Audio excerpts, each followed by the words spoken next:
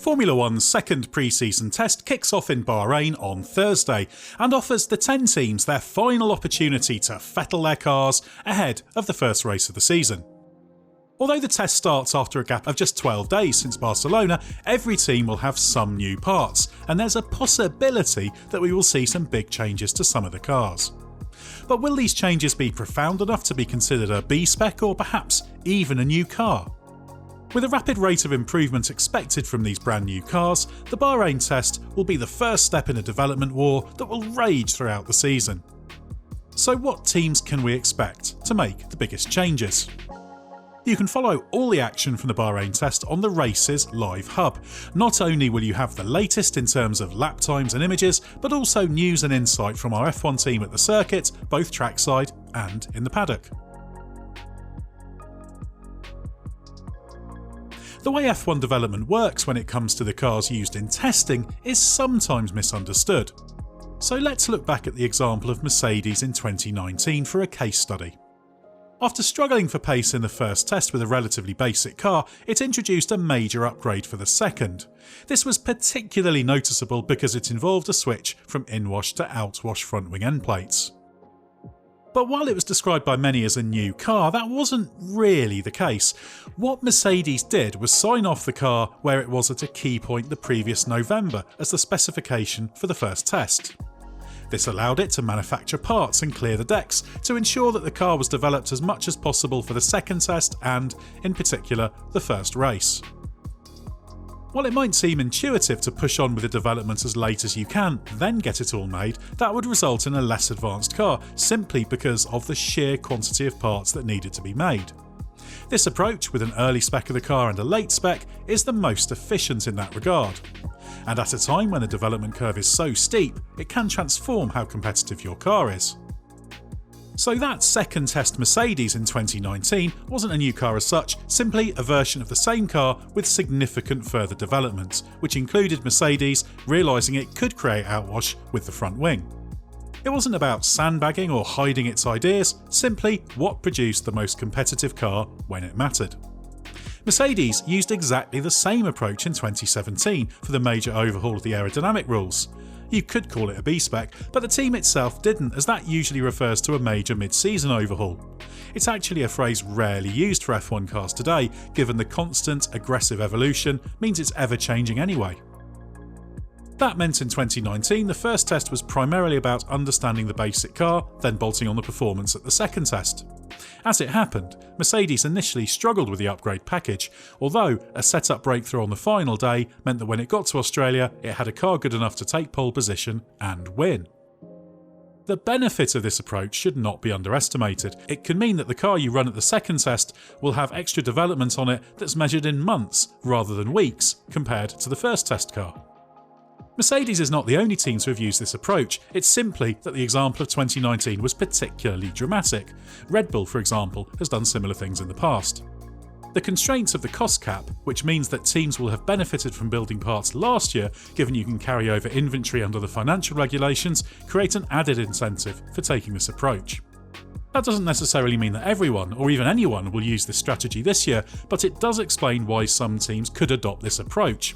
And in the case of Mercedes, rule changes have been the trigger for it doing exactly that, and this year is the biggest regulation overhaul of them all.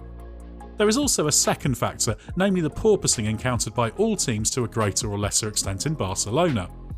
Some will have rapidly turned around fixes for the problems that re-optimise the car, meaning there is scope for everyone to make changes to their floor designs, as well as their approach to ride height. Thanks for watching this video, and if you're enjoying it, make sure you hit the like button as it really does help.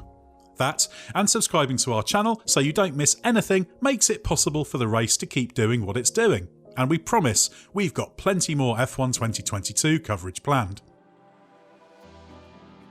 The first test was inconclusive in terms of who looked strongest. The timesheets are an unreliable guide in pre-season, but it was the usual suspects at the top, with Mercedes fastest ahead of Red Bull, McLaren and Ferrari.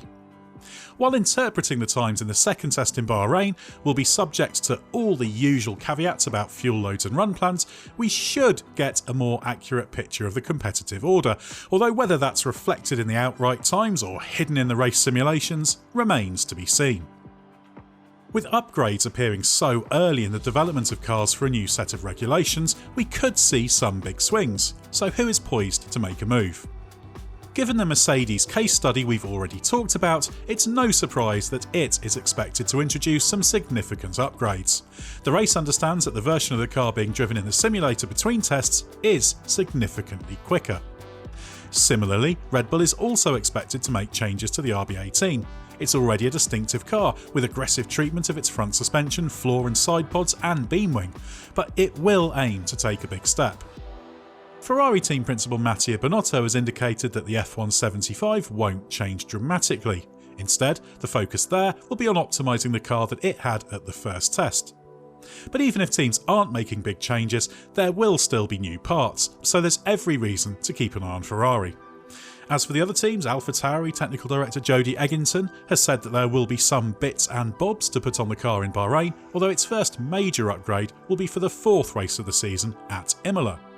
Alfa Romeo has promised fixes for the porpoising problem, which will include modifications to the floor. Technical director Jan Monchot also expects some teams to have to accept running at a higher ride height. For Alfa Romeo, it will be critical to get more mileage in the second test, given its reliability problems, some caused by the porpoising and some unrelated, meant it only managed 175 laps in the Barcelona test. Haas completed the least mileage of the 10 teams during the Barcelona test and does not have a raft of upgrades planned for Bahrain.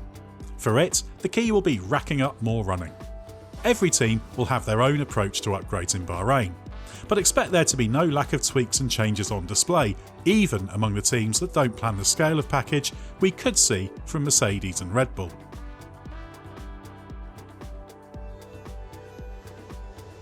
The development war will rage all season, but while much of the talk has been about the technical rules, both the sporting and financial regulations will also impact the way teams approach 2022. The cost cap baseline figure has dropped by $5 million to $140 million this year, and despite various aspects of a team's operations being exempt, notably driver pay, it does cover all aspects related to designing, developing, building and running the cars. This means the biggest teams such as Mercedes, Red Bull and Ferrari have not only had to cut back on personnel working on their F1 programme, but also no longer have the additional resources available to indulge in what can be called brute force development by outspending rivals. Williams team principal Jost Capito describes F1's development war as an efficiency race, and he's right.